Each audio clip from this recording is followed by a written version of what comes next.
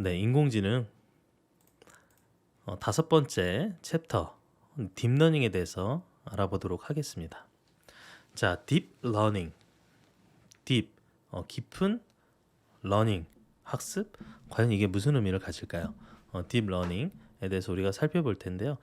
딥러닝은 지금 현재 이 인공지능 그 최신 기술들의 대부분이 이 딥러닝 기술을 사용을 하고 있습니다.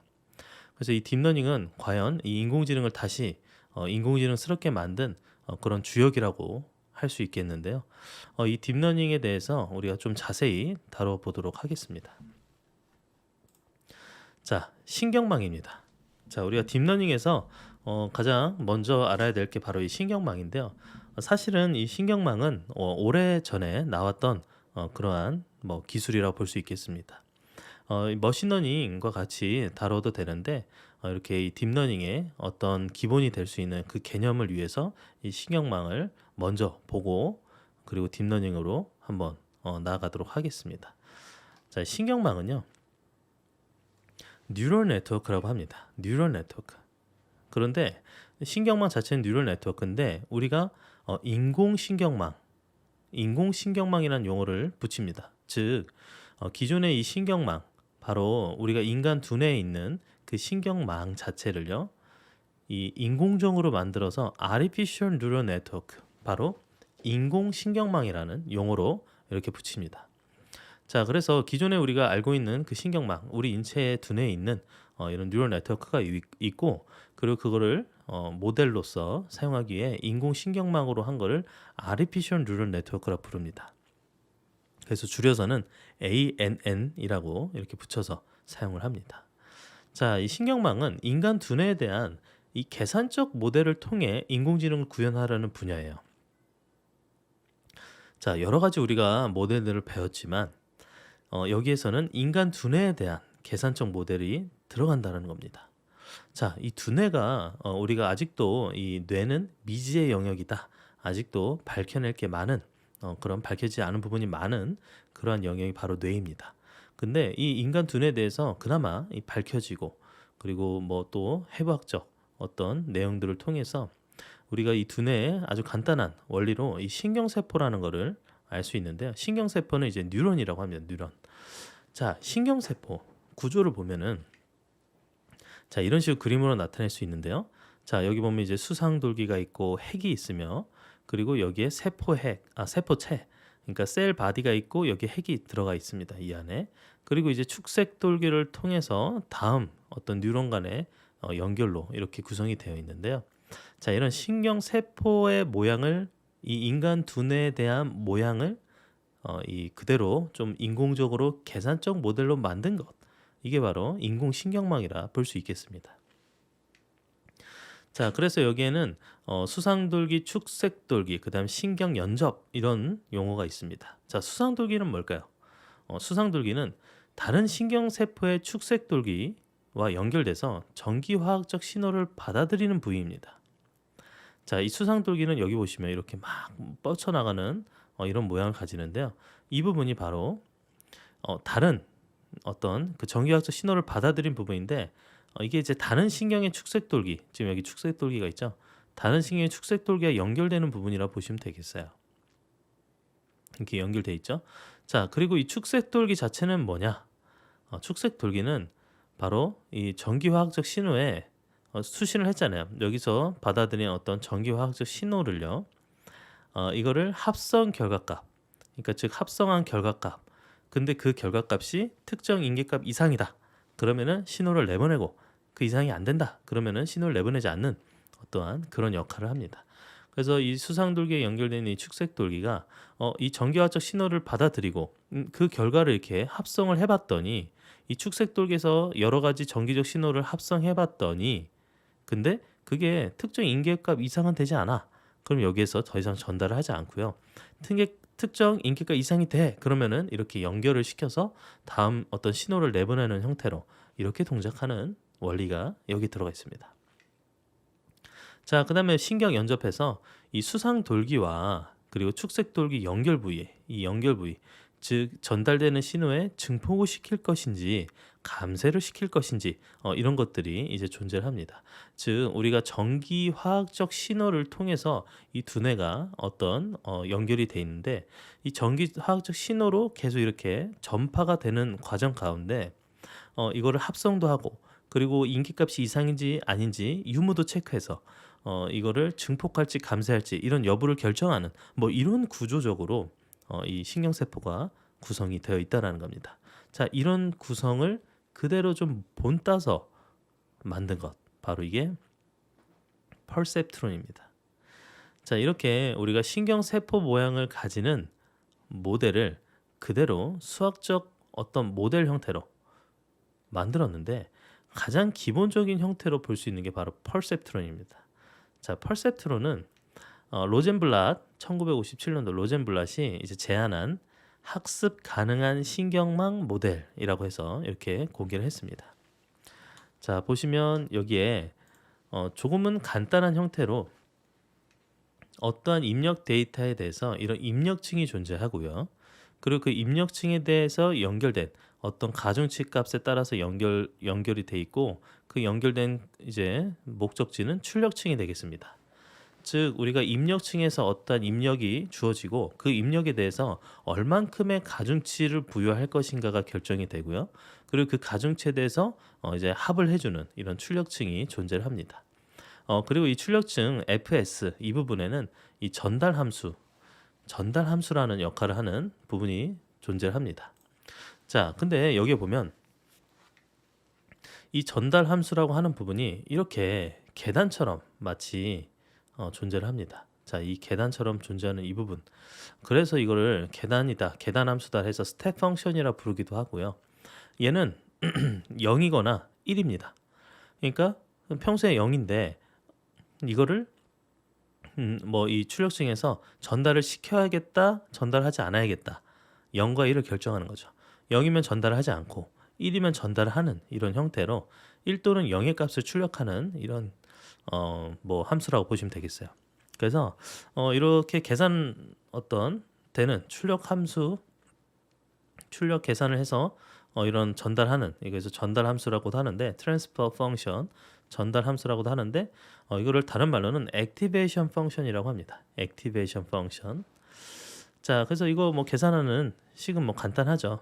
자, 보시면 이렇게 펄셉트론이 이렇게 입력층과 출력층이 있고 이 사이에 웨이트 값이 있으니까 뭐 전체적으로 몇 개인지 입력값 d개만큼 1부터 이제 d만큼의 각각의 웨이트 값과 입력값 x 그래서 전체 가중치인 웨이트 값과 그리고 입력값인 x를 어떻게 해요? 네, 곱하고 거기에 바이어스를 추가합니다. 바이어스는 이제 첫 번째로 바이어스로 사용하는데요. 그러면 그게 이제 결국엔 이 펄셉트론 계산에 해당이 되겠습니다. 그래서 이걸 최종적으로 전달을 할 거냐 말 거냐가 이 계산에 의해서 이제 이루어지겠죠. 그래서 이 계산된 결과가 실제 그 fs로 s 값을 이 전달 함수 즉 액티베이션 펑션, 트랜스퍼 펑션에 넣어서 이거를 0으로 할지 1로 할지를 결정하는 최종 결과로 전달을 하게 되어 있습니다. 자, 그리고 이 펄셉트론에 대해서 OR 연산을 한번 수행을 해보도록 하겠습니다. 자, 이런 아주 간단한 이 OR 연산과 같은 거를 과연 정상적으로 수행을 하는지 한번 체크를 해보면 자, 지금 현재 이런 펄셉트론 구조를 가지고 있어서 얘는 단순하게 x1과 x2에 대한 입력값을 받고요. 그리고 이제 맨 위에는 이거 웨이트 0 그러니까 즉 바이어스에 해당이 되겠죠. 그리고 x1과 x2가 다 이제 웨이트 값을 1로 가지고 그리고 최종적으로 y 값을 결정하는 형태로 되어 있습니다. 보면은 OR 문제이기 때문에 P1, P2, P3, P4 이렇게 있는데 각각에 대해서 P1과 나머지를 구분할 수 있는 이 OR, 이 디시전 바운더리를 결정할 수 있느냐, 분류를 시킬 수 있느냐에 대한 문제라고 보시면 되겠습니다. 자, 뭐 간단하죠. 그래서 y의 값은 어떻게 계산하느냐? 자, y의 값을 결정하려면 이 최종 출력층에 있는 이 액티베이션 펑션을 거쳐야 되는데 이 액티베이션 펑션은 우리가 표기를 fs로 했었죠. 이 fs는 그 s 값을 이제 구해야 되겠는데 액티베이션 펑션 f의 s 값은 아까 우리가 계산했던 것처럼 전체 이 입력 값과 웨이트 값을 곱하고 거기에 바이어스 값을 더해주는 형태로 되어 있죠. 그래서 i가 1부터 2까지 그리고 웨이트는 여기 1, 그 다음에 뭐 x1, 1, x12 이렇게 각각 곱하고 바이어스 그러니까 마이너스 0.5를 이제 추가를 해줘야겠죠.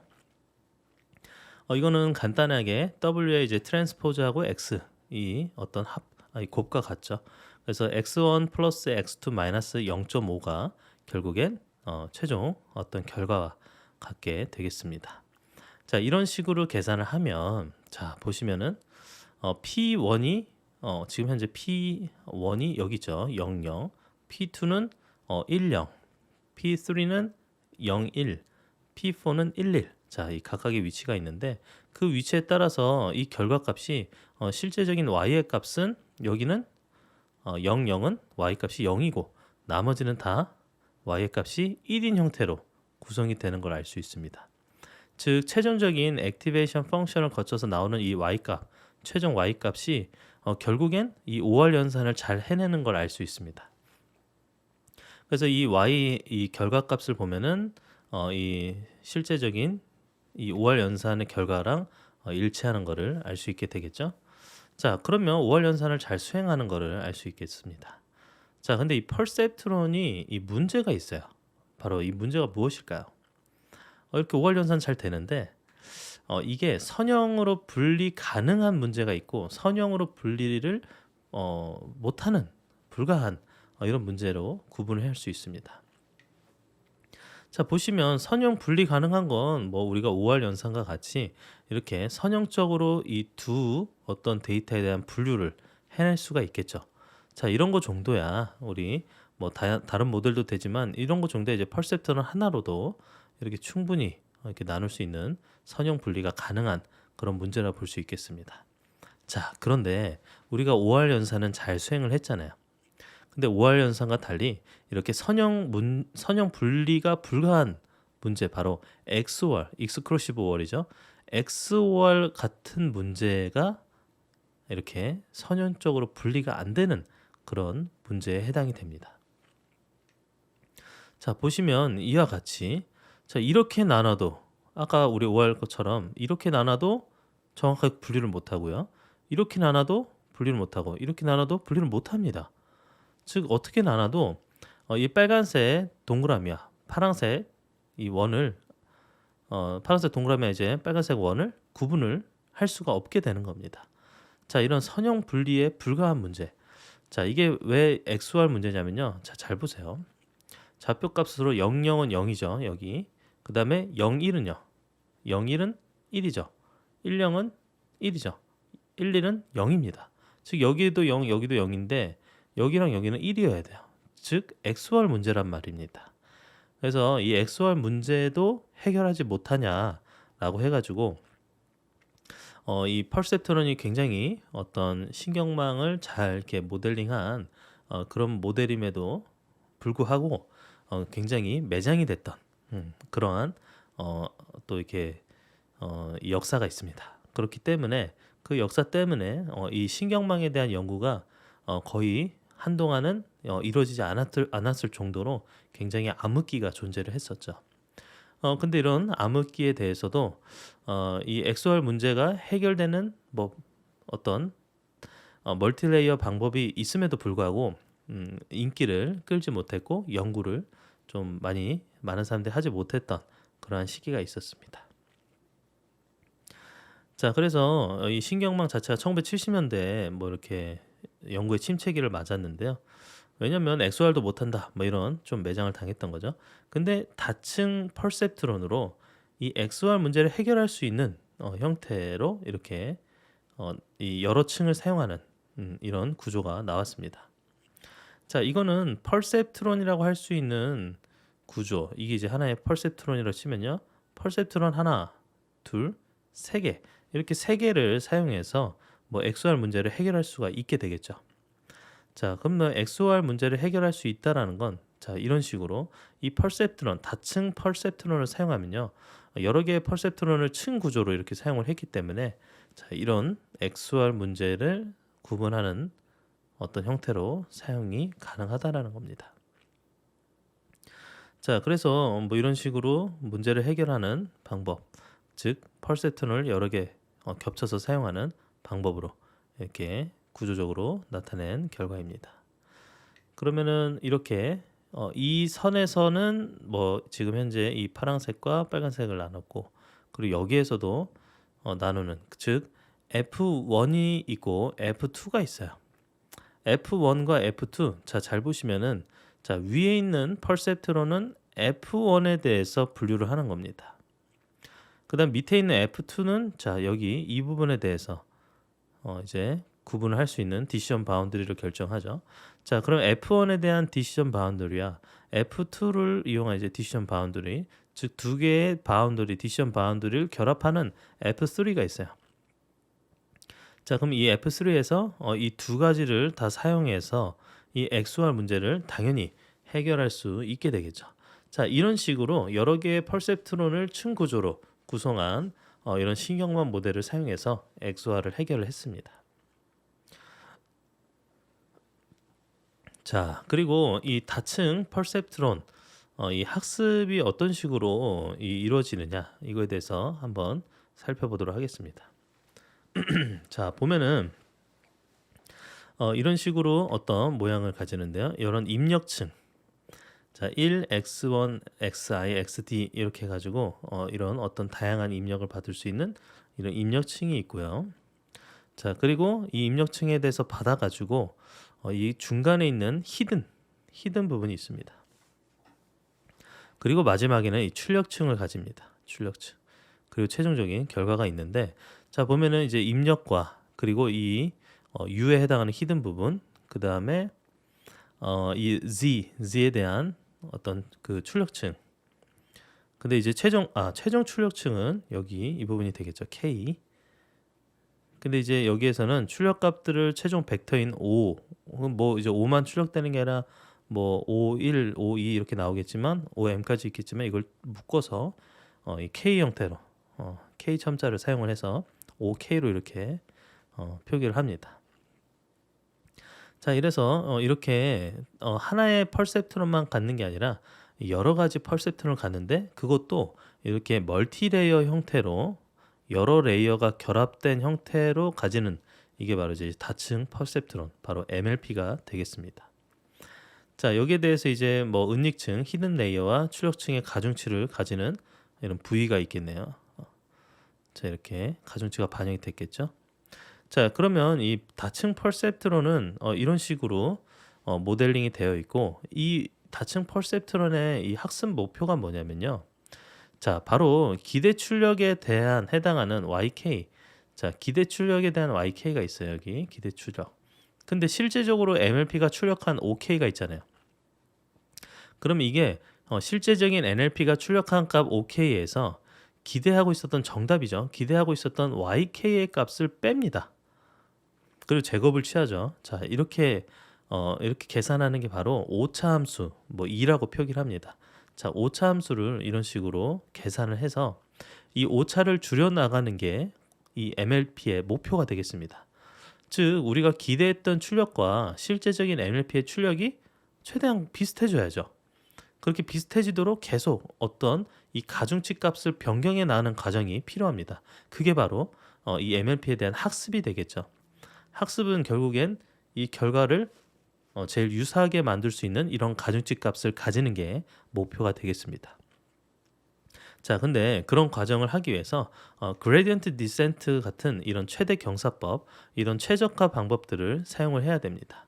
자, 이렇게 사용할 수 있는 보면은 이거는 뭐 간단하게 우리가 이제 경사법 계산을 하기 위해서 이렇게 사용하는 이 공식이 되겠습니다. 여기에서 이제 그 최대 경사법 같은 거를 이용을 하려면 여기 이 최대 경사법 자체가 사실은 미분이 가능해야 되잖아요. 근데 이제 기본적인 퍼셉트로는 미분이 불가능하죠. 왜냐면 우리가 아까 봤었던 이런 그 계단 함수 있었죠.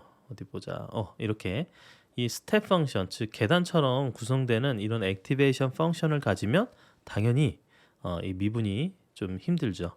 그래서 미분이 가능하도록 뭐 시그모이드나 혹은 뭐 여러 가지 이 액티베이션 펑션을 다룰 수 있는, 즉 미분이 가능한 뭐 탄젠트, 쌍곡 탄젠트, 시그모이드 이런 어떤 액티베이션 펑션이 탄생을 하게 됩니다.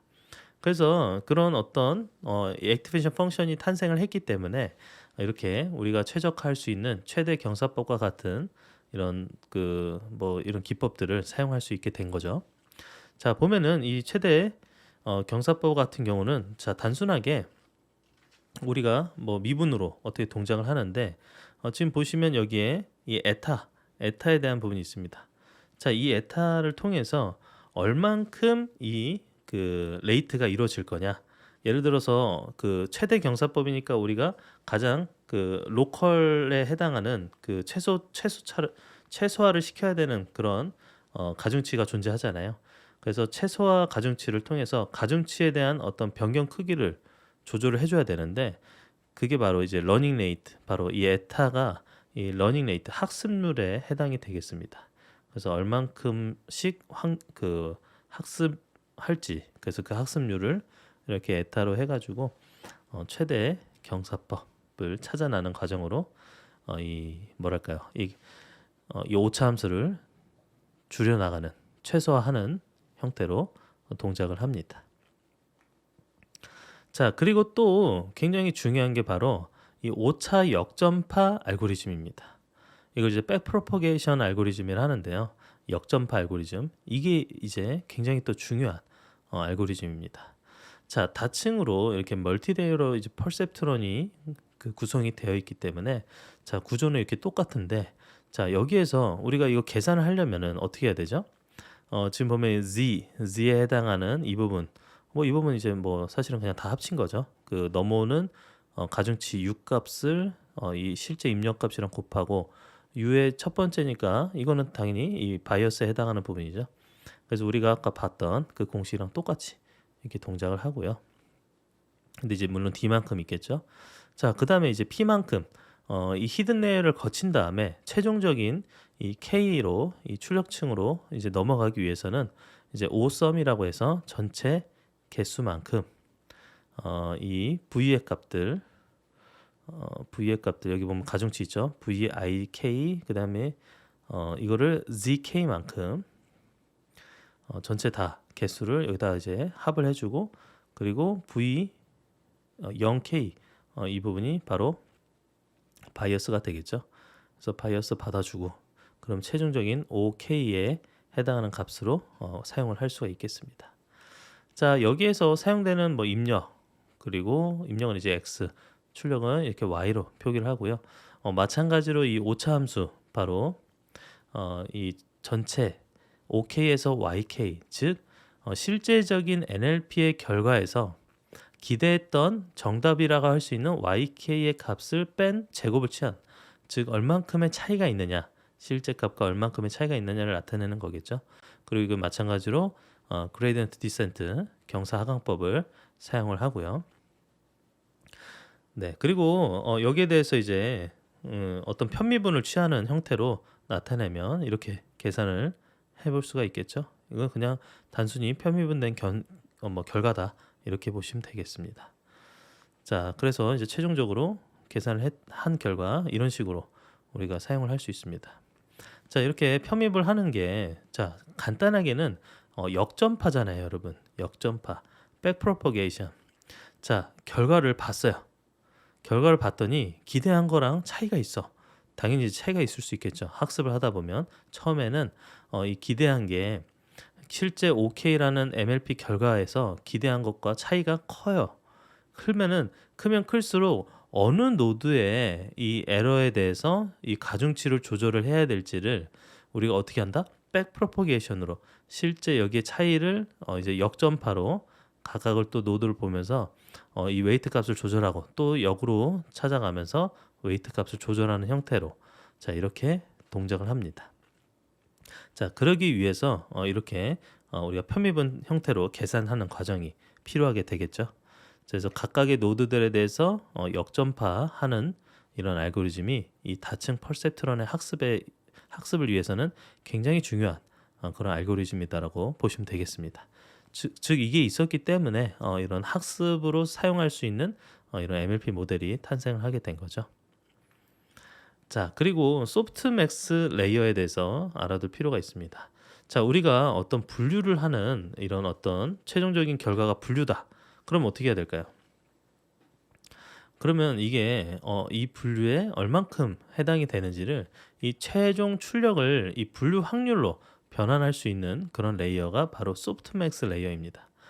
자, 이 소프트맥스 레이어는요, 결국엔 출력층에 내놓는 결과가 자, 다음과 같이 우리가 이렇게 하나만 존재할 수도 있는데 여러 개의 분류에 대해서 우리가 나타내야 되는 이런 신경망을 만들었다고 치면은 그게 이제 확률적으로 예를 들어서 10개의 분류다 치면 10개의 분류에서 뭐 몇 번째가 얼만큼의 확률로 몇 번째이냐 뭐 이런 거를 이제 최종적으로 결정을 해줘야 되잖아요. 자, 그래서 이 소프트맥스는요, 전체 결과의 출력의 합을 1로 취하는 형태로 확률로 이렇게 나타냅니다. 즉, 뭐 y가 1일 확률은 뭐 0.4, 그럼 40%죠. 그 다음에 y가 2일 확률은 0.2, 20%, 뭐 그래서 다 합치면은 100%, 1이 나와야 되겠죠. 자, 이렇게 동작하는 이제 소프트맥스 레이어가 있습니다. 소프트맥스는 간단하죠. 이제 그 확률인데 전체의 이 출력의 합이 1이기 때문에 1을 취하는 형태로 얼만큼의 확률적 값을 가지느냐 이렇게 계산하는데요. 그래서 결론적으로 이제 YK 최종적인 결과 출력층의 이 YK는 어떻게 계산하냐면 전체의 개수 분의 예상하는 이 그 어떤 가중치의 결과값. 그래서 이거는 이제 전체 그 웨이트와 입력값과 다 해서 여기에 대한 어떤 확률값으로, 그리고 그게 이제 실제적으로 원하는 어떤 그 클래스 하나, 이 클래스 하나가 얼만큼에 해당이 되는지 이걸 이제 확률적으로 나타낼 수가 있겠죠. 자, 그리고 학습 데이터에 대해서 좀 살펴볼 필요가 있는데요. 자, 학습 데이터. 자, 데이터는요, x1과 t1, x2와 t2, xn과 tn 이런 식으로 구성이 되어 있습니다. 자, 그럼 x는 실제적인 입력값이고 그 입력값이 n만큼 있는 거고, t는 뭘까요? 자, t는 그 x에 대한 어떤 결과, 이 분류를 위해서는 그 분류가 어느 분류인지에 대한 레이블이 필요합니다. 그래서 그 레이블 값이 들어가 있는 형태라고 보시면 되겠어요. 그래서 여기에 i번째 데이터 입력은 xi로, 그리고 i번째 데이터 입력에서 ti는 ti 자체가 ti1, ti2, tik까지. 근데 여기에는 tij 0, 1로 되어 있습니다. 자, 이게 뭐냐? 이게 뭘까요? 0과 1만 취하는 값으로 구성이 되어 있다라는 겁니다.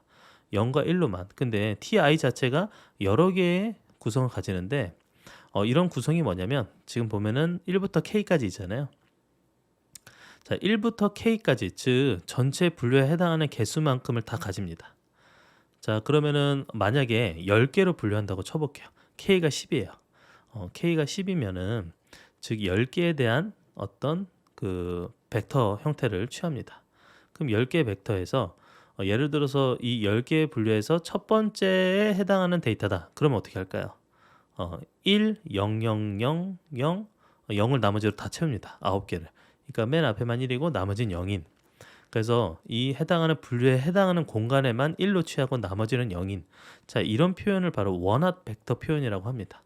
원핫 벡터 표현. 자, 원핫 벡터 표현은 전체 k개만큼 다 이제 tij를 다 보면은 전체 합은 몇이에요? 1이죠. 1이죠. 왜냐면 이거는 해당하는 분류에 대한 벡터 값만 1이고 나머지는 다 0을 취하잖아요. 그러니까 그 해당하는 정답은 1이고 나머지는 0인 이런 분류를 표현하는 형태, 원합 벡터 표현으로 이 학습 데이터가 구성이 되는 걸 알 수 있습니다. 자, 그리고 학습 데이터의 이 xi, ti의 이제 조건부 확률을 결정을 하는데요. 자, 보면은 w는 신경망의 동작을 결정하는 전체 가중치 벡터, 웨이트 값을 의미를 합니다. 자, 여기 보시면은 이제 p, ti에 xi, w 주고요. 웨이트 값을 주는 거죠. 그래서 입력값과 웨이트 값에 따라서 이게 p니까 이제 확률적으로 이 xi의 웨이트 값으로 ti가 몇일지를 이제 확률적으로 계산을 해야 되잖아요. 자, 그렇기 때문에 이제 k의 개수만큼 k의 개수만큼 계산하는데 이제 yk의 값, 실제적인 이 y의 k 값이 이제 정답이죠, 정답.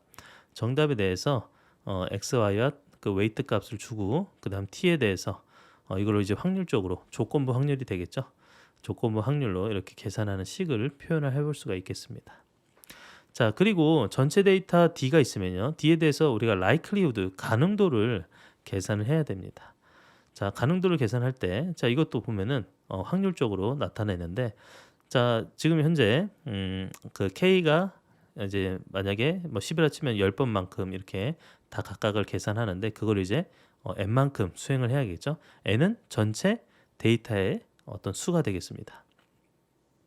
그래서 지금 데이터 D, 전체 데이터 D에 대해서 각각에 대한 어떤 가능도를 다 계산할 수 있는 형태의 식이 되겠습니다.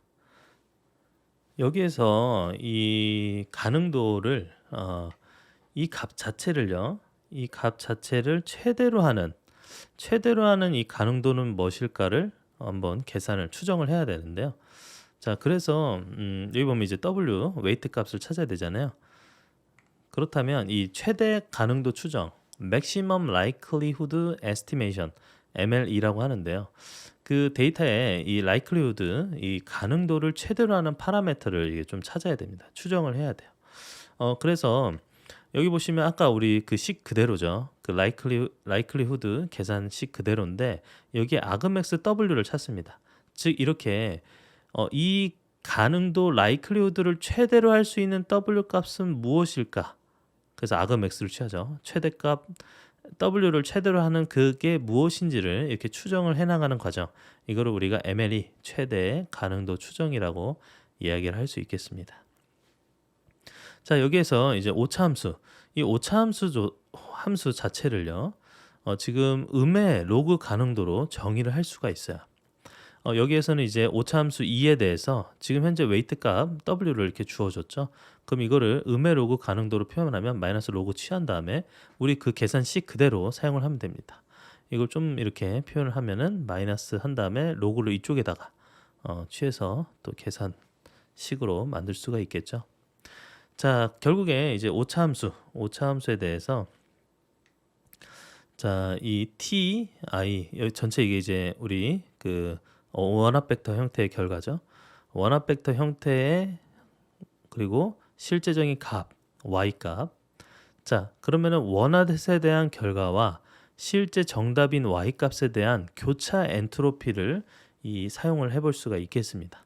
자, 교차 엔트로피로 계산한다 치면은 우리가 표현을 이거 그 오차함수 2에 대해서 마이너스 k 이제 1부터 k 전체 개수만큼, 자, 정답에 대한 레이블 개수죠.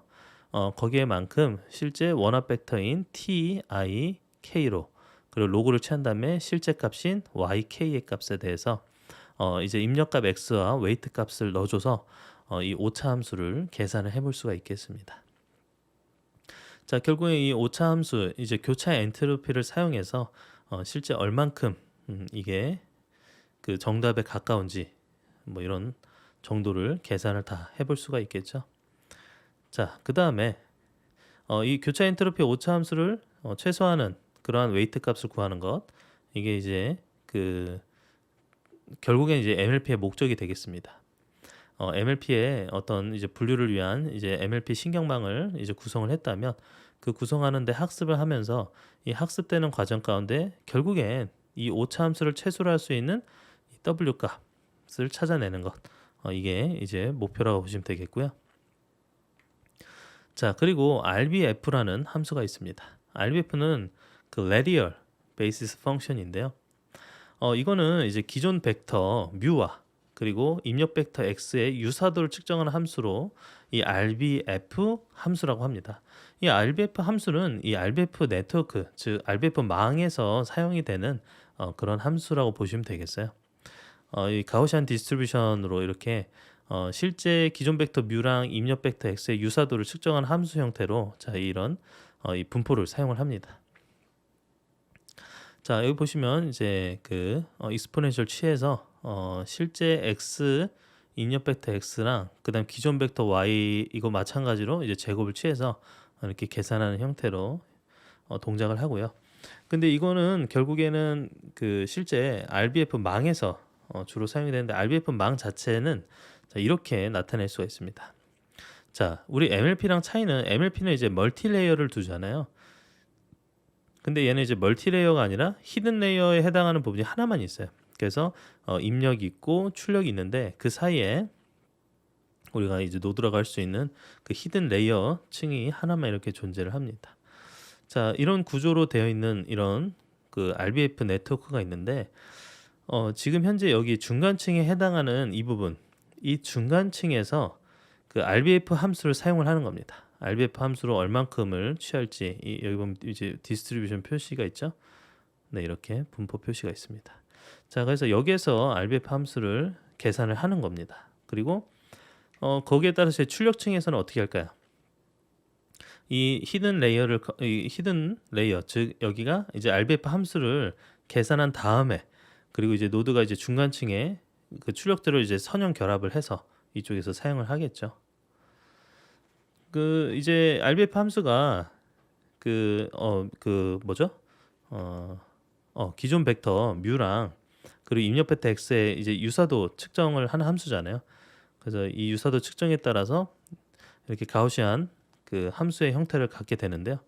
자, 이렇게 가우시안 함수의 형태를 갖는데, 자, 뭐 어렵지 않고 그냥 선형 결합 형태로 이제 근사하는 형태 뭐 이렇게 그냥 의미적으로 해석을 하시면 되겠어요. 자, 그리고 여기에 대해서도 이 오차 함수가 존재를 하고 오차 함수 2를 계산을 해줘야겠죠.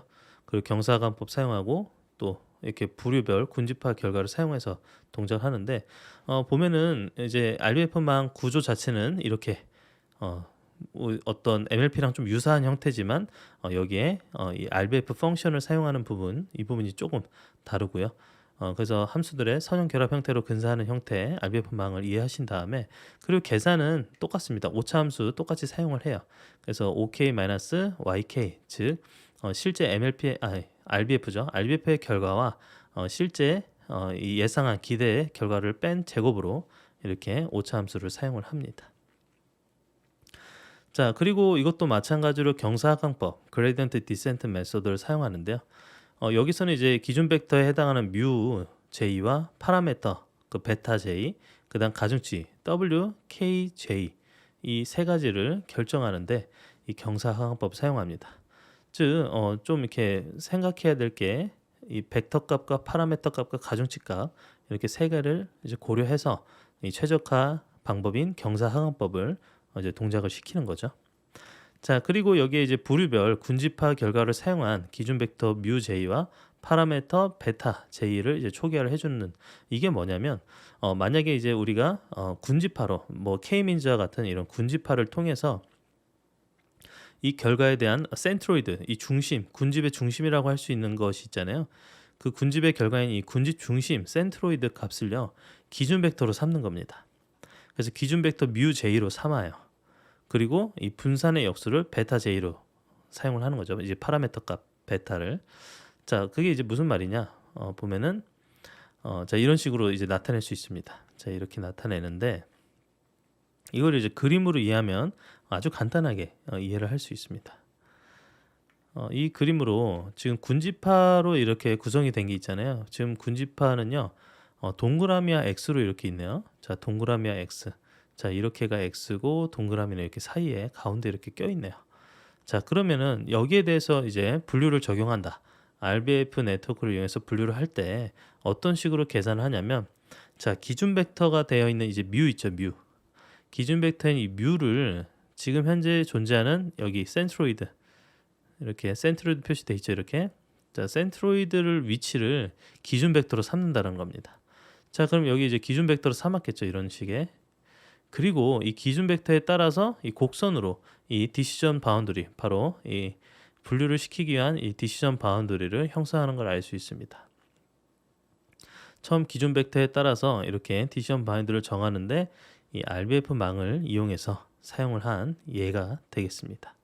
자, 이렇게 해서 우리가 그 신경망에 대해서 어떤 개념도 살펴봤고 신경망을 그대로 본따서 한 그 우리 퍼셉트론이란 모델 살펴봤고 이 퍼셉트론에 문제가 있잖아요. 그 OR은 하지만 뭐 XOR 같이 이 단일의 이 퍼셉트론을 계산하지 못하는 문제를 이 멀티레이어 다층 퍼셉트론으로 해결을 하고, 그리고 그걸 학습 가능하게 하기 위해서 그냥 단순한 스텝 펑션이 아니라 시그모이드와 같은 미분 가능한 형태의 펑션을 사용했다라는 부분. 그 다음에 그거에 대해서 좀 더 학습을 잘하기 위한 백 프로퍼게이션 알고리즘, 이런 게 중요하고요. 그리고 이제 멀티레이어로 여러 가지 층의 그 레이어를 가지는 MLP와 달리 하나의 히든을 가지고 거기에 그 대신에 RBF 펑션을 사용해서 효율적으로 학습하는 RBF 네트워크에 대해서 우리가 또 배웠습니다. RBF망 자체는요, 거기에 이제 RBF 펑션을 쓰기 때문에 기존 MLP 대비 학습은 좀 빠르게, 더 빠르게 수행을 할 수 있습니다. 이제 레이어는 하나고 거기에 RBF 펑션으로 효율적으로 학습 빨리 수렴시킬 때는 RBF망이 우수하게 또 사용을 할 수가 있게 되겠죠.